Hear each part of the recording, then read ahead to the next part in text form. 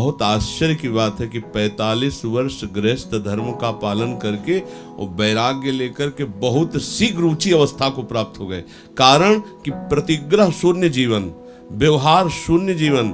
जब उड़िया बाबा सभा में बैठे होते तो पूज्य बाबा की गर्दन झुकी होती, वैसे बैठे होते। तो कभी कभी बाबा कहते, पंडित जी, गिरिराज वाले पंडित जी, खड़े हो जाओ। तो खड़े। जब भाई जी का शरीर पूरा हुआ तो पूज्य पंडित बाबा ने देखा कि एक पालकी में आगे कुछ सखियां, पीछे सखियां, और चंवर डुलाया जा रहा है, और नवीन सखी पालकी में बैठी। तो गौर से देखा पूज्य भाई जी महाराज, पूज्य मास्टर बाबा बड़े ही संयमी, पूरे जीवन में कभी चीनी और नमक नहीं खाया। सब्जी में नमक नहीं, खीर में चीनी नहीं। इसलिए वहां कोई साधक टिकता भी नहीं था ज्यादा बाबा के पास। बाबा के जितने भी महान शिष्य हुए सब भगवत प्राप्त। सचल गिरिराज स्वरूप परम पूज्य पंडित श्री गया प्रसाद जी महाराज का जन्म कार्तिक शुक्ल षष्ठी संवत 1950 अंग्रेज तारीख अनुसार 15 नवंबर 1893 में हुआ।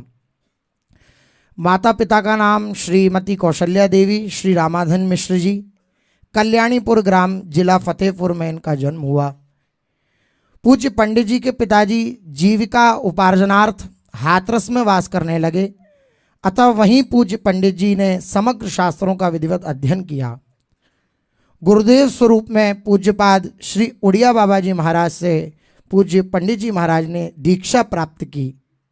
ऐसा वैराग्य का दिव्य स्वरूप पंडित जी के हृदय में जागृत हुआ कि पंडित जी ने अपनी जो धोती पहन रखी थी उसी को फाड़ करके अचला बना लिया, उसी में से कौपीन बना ली और अपने गुरुदेव का स्मरण करके चिंतन करके धारण कर लिया। पूज्य श्री पंडित जी के विरक्त वेश को देख करके श्री सद्गुरुदेव परम पूज्य श्री उड़िया बाबा जी महाराज बड़े ही संतुष्ट एवं प्रसन्न हुए। पूज्य श्री पंडित जी के अंतर के विरक्तिपूर्ण भावों की झलक उनकी बाह्य वेशभूषा पर भी थी। ब्रजरस से रंगा हुआ घुटनों तक का एक अचला एवं एक कौपीन मात्र शरीर पर, मुंडित मस्तक, व्रजरज मंडित भव्य विशाल भाल। उस समय आप मूर्तिमान वैराग्य ही जान पड़ते थे। पूज्य पंडित जी को परम श्रद्धास्पद श्री उड़िया बाबा जी ने ये दिव्य आज्ञाएं दी। पहली, श्री गिरिराज गोवर्धन की तलहटी में जन संपर्क से बचकर एकांत में वास, ये पहली आज्ञा। श्री गिरिराज गोवर्धन की तलहटी में जन संपर्क से बचकर एकांत में वास। दूसरा, संयम और सदाचार का पालन, दृढ़ता पूर्वक संयम और सदाचार का पालन। तीसरा, निरंतर श्री भगवान नाम जप में निष्ठापूर्वक तल्लीन रहना। चौथा, श्री भगवत प्राप्ति की तीव्र उत्कंठा, बस यही मुख्य साधन श्री उड़िया बाबा जी महाराज ने पूज्य श्री पंडित जी महाराज को प्रदान किया। पूज्य पंडित जी श्री गया प्रसाद जी महाराज के कुछ सदुपदेश। पूज्य पंडित जी अपने निज जनों को कहा करते, जा दिनासों श्री सदगुरु की शरण प्राप्त भई, वाही दिनासों नयो जन्म माने, या नूतन जन्म को श्री भगवत प्रेम प्राप्ति के द्वारा सफल बनावे। जा दिनासों श्री सदगुरु की शरण प्राप्त भई, वाही दिनासों नयो जन्म माने, या नूतन जन्म को श्री भगवत प्रेम प्राप्ति के द्वारा सफल बनावे। श्री भगवत प्रेम के लिए आवश्यक है कि यह जीवन अब श्री सदगुरु भगवान की आज्ञा अनुसार श्री भगवत भजन के लिए ही बने, उनकी आज्ञा अनुसार ही ढले, उनकी आज्ञा अनुसार ही जीवन चले, पवित्र बने, अपने शरीर, वाणी एवं मन द्वारा शुद्ध पवित्रतम कर्म ही बने, कोई अपवित्र कर्म ना बन पावे। भूल न देहूं कुमारक पाऊं, ऐसा पंडित जी कहते। श्री भगवत राज्य में क्रिया को इतना महत्व नहीं है जितना महत्व उद्देश्य को है। श्री भगवत राज्य में क्रिया को उतना महत्व नहीं है जितना महत्व उद्देश्य को है। ये जो प्रारब्ध है ये भगवत राज्य में प्रवेश ना कर सके। श्री भगवान की माया के राज्य में ही या प्रारब्ध को प्रवेश है। भगवान के राज्य में प्रवेश इस प्रारब्ध को ना है, अर्थात भगवान का राज्य नाम रूप लीला धाम से जो जुड़ा रहता है वो भगवत राज्य में ही प्रवेश पा चुका है। उसके ऊपर प्रारब्ध का कोई असर नहीं पड़ता, कोई प्रभाव नहीं दिखाता उसके ऊपर प्रारब्ध का।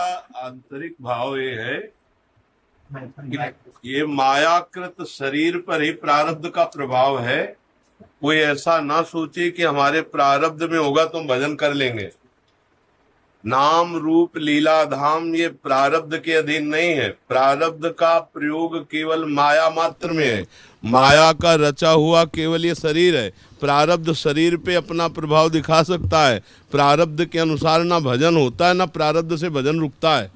भजन के ऊपर प्रारब्ध का कोई भी प्रभाव नहीं। भाव यह समझना है, नाम रूप लीला धाम ये हमारे प्रारब्ध से नहीं मिलता है, ये गुरु कृपा पुरुषार्थ से मिलता है। खूब नाम जप करे, इसमें जो दैव दैव आलसी पुकारा वाला भाव नहीं होगा कि हमारे प्रारब्ध में होगा तो हम भजन कर लेंगे, हमारे प्रारब्ध में नहीं तो हम भजन नहीं कर पा रहे। प्रारब्ध भजन से संबंध नहीं रखता, प्रारब्ध भोग से संबंध रखता है, शरीर को सुख या दुख प्रदान करना। भजन भाव से संबंध रखता है, उद्देश्य से। कोई भी ऐसा बुरा प्रारब्ध नहीं जो हमारे भजन को रोक सके और कोई ऐसा भला प्रारब्ध नहीं जो भजन करा सके। भजन गुरु कृपा से होता है, प्रारब्ध से नहीं। तो वहाँ यहाँ प्रारब्ध का भाव ये कि प्रारब्ध प्रभाव मायाकृत शरीर पर पड़ सकता है, लेकिन भाव प्रदान करने वाले नाम रूप लीला धाम को रोक दे, इतनी बड़ी सामर्थ्य प्रारब्ध में नहीं। प्रारब्ध का भगवत राज्य में प्रवेश नहीं, देह राज्य में माया राज्य में प्रवेश है, ऐसा भाव जी। आत्मोन्नति के लिए ये दो कार्य परम आवश्यक हैं। निरंतर श्री भगवत भजन पहला, दूसरा आत्म सुधार, दूसरे की ओर दृष्टि ही ना जाए। ये दो कार्य आत्मोन्नति के लिए परम आवश्यक हैं। निरंतर भगवत भजन और दूसरे की ओर दृष्टि ही ना जाए। पूज्य बाबा का 40 या 45 वर्ष के बाद वैराग्य रूप हुआ। 40-45 वर्ष तक गृहस्थी में बैरागी बनकर ही रहे, बहुत अकिंचन भाव से रहे। पर बहुत आश्चर्य की बात है कि 45 वर्ष गृहस्थ धर्म का पालन करके और वैराग्य लेकर के बहुत शीघ्र ऊंची अवस्था को प्राप्त हो गए। कारण कि प्रतिग्रह शून्य जीवन, व्यवहार शून्य जीवन। महान सिद्ध संत श्री उड़िया बाबा जी की आज्ञा पर अक्षरशः चलने वाले। बाबा कभी प्रश्न नहीं किए। जब उड़िया बाबा सभा में बैठे होते तो पूज्य बाबा की गर्दन झुकी होती, ऐसे बैठे होते। तो कभी कभी बाबा कहते, पंडित जी, गिरिराज वाले पंडित जी खड़े हो जाओ। तो खड़े, आप समझे जो हम कह रहे थे? तो कहते, महाराज जी आप समझा दिए। तो का समझे आप बताओ। जो बाबा बोले उसका सार खड़े होकर के पूज्य महाराज जी। एक दिन पूज्य बाबा के मन में आया कि गुरु हमने मान लिया, क्या बाबा ने हमको शिष्य माना? ये हृदय की बात होती कि संबंध तो ये है, पर बाबा ने क्या हमें शिष्य माना? ये हम कैसे प्रमाणित माने कि गुरुदेव ने हमें स्वीकार कर लिया? अगर गुरुदेव अपने गले की माला उठा, एक रुद्राक्ष की माला थी, अगर उतार कर हमारे गले में डाल दे तो मान लेंगे कि हमारे गुरुदेव ने मुझे स्वीकार कर लिया। अब पंडित जी आओ, माला पहनोगे? बाबा सोच के ही गिरिराज जी से आए, उतारी माला पहनाए। जब भाई जी का शरीर पूरा हुआ तो पूज्य पंडित बाबा ने देखा कि एक पालकी में आगे कुछ सखियां, पीछे सखियां, और चंवर डुलाया जा रहा है, और नवीन सखी पालकी में बैठी। तो गौर से देखा पूज्य भाई जी महाराज। तो यहाँ से जब वहाँ के जन आए थे तब बताया था बाबा ने कि हमने देखा भाई जी वृंदावन आए हैं सहचरी वपु धारण करके। बड़ा दिव्य भजन का तेज पूज्य बाबा का। अब आश्चर्य कि 45 वर्ष तक गृहस्थ धर्म में पुत्र भी हुए महान भागवताचार्य। उनके शायद बाबा के पौत्र इस समय पीयूष जी नाम के भागवताचार्य के रूप में हैं। बाबा के जो शरीर से पुत्र प्रकट हुए, बड़े ही सुंदर भगवत चर्चा करने वाले। तो हमें ये आश्चर्य की बात है कि गृहस्थ धर्म में पुत्र परिवार से युक्त होते हुए जब वैराग्य लिया तो ऐसे महापुरुष बने जो हमारे विरक्तों के मुकुटमणि हैं, जो हमारे विरक्तों के आश्रयदाता हैं। घोर वैराग्य में जीवन। पूज्य ठाकुर बाबा, पूज्य मास्टर बाबा, बड़े बड़े सिद्ध, आज भी माधोदास बाबा, कई ऐसे सिद्ध महापुरुष बाबा के शिष्य रहे।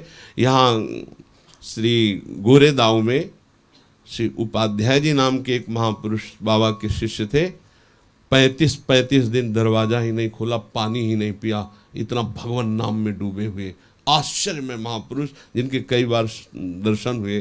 पूज्य ठाकुर बाबा हर समय जिह्वा उनकी बस ऐसे ऐसे चलती रहती, आंसू प्रवाहित होते रहते। पूज्य मास्टर बाबा बड़े ही संयमी, पूरे जीवन में कभी चीनी और नमक नहीं खाया, सब्जी में नमक नहीं, खीर में चीनी नहीं, इसलिए वहाँ कोई साधक टिकता भी नहीं था ज़्यादा बाबा के पास। बाबा के जितने भी महान शिष्य हुए सब भगवत प्राप्त, क्योंकि गुरु के आचरण और उपदेश शिष्य को महान बनाते हैं। पूज्य उड़िया बाबा का उपदेश पूज्य बाबा को ऐसे चलते फिरते साक्षात ब्रजमंडल में गिरिराज जी माने गए बाबा, हर समय भाव में डूबे रहते थे। एक बार देखा एक ब्रजवासिनी मैया माथे पे टोकरी गोबर की रखे और लाला को ऐसे अंगुली पकड़ाए लिए, साक्षात यशोदा मैया और नंद नंदन को देखा भाव में, बाबा विकल हो गए। कोई भी संत दिखा, बाबा साष्टांग दंडवत, बाबा साष्टांग दंडवत, किसी भी कोई बच्चा चला जाए कोई संत तो साष्टांग दंडवत। एक बार ये सपेरा जन वहाँ तो बाबा ने साष्टांग दंडवत की, तो मास्टर बाबा ने कहा कि बाबा ये संत नहीं, ये तो सपेरा जन है। तो उनका तुम्हें सपेरा नजर आ रहा? अरे भगवान आए, संत आए। एक बार बाबा को भिक्षा करा लिए, एक ब्रजवासी ले गए, तो बाबा के घर में गुरु रूप से छवि रखी थी, खूब श्रृंगार किए हुए थे। तो बाबा 20 वर्ष हो गए थे, कभी दर्पण नहीं देखा था। तो बाबा ने देखा, बोले इतने महान वैष्णव की आप सेवा करते हो, साष्टांग दंडवत हुई अपनी छवि की, और कहा इन संत के दर्शन कहाँ होंगे? तो सब ब्रजवासी हंस रहे थे, बोले बाबा ये आपकी तो छवि। 20 वर्ष कभी बाबा ने दर्पण नहीं देखा, बस ऐसे ही रज ऐसे लगा लेते माथे पे अकिंचन भाव से। ये टाटा बिरला बड़े बड़े घुटने टेके बैठे थे कि कोई सेवा बाबा। एक बार रामचंद्र डोंगरे जी महाराज ने कहा कि आज हम बिना कुछ दिए नहीं जाएंगे, आपको लेना पड़ेगा, हट है हमारी, आपको लेना पड़ेगा। तो बाबा ने एक ब्रजवासी बैठे थे, उनसे कहा अच्छा 100 रुपया इनको दे दो, ब्रजवासी को 100 रुपया दे दो। तो उन्होंने कहा हम इतने में निहाल हो गए, आपने आदेश कर दिया। ऐसे अकिंचन भाव, कभी कुछ प्रतिग्रह नहीं। और लक्ष्मी नारायण मंदिर जो गिरिराज जी में विराजमान है मुखारबिंद के, तो एक छोटी सी कुटिया है, बाबा की अब भी कुटिया है वहीं, और वहाँ लिखा था स्त्री प्रवेश और दर्शन निषेध। और गृहस्थी में रहकर बाबा आए थे और ऐसा भजन किया कि संपूर्ण ब्रजमंडल बाबा के भजन और वैराग्य के अधीन रहा।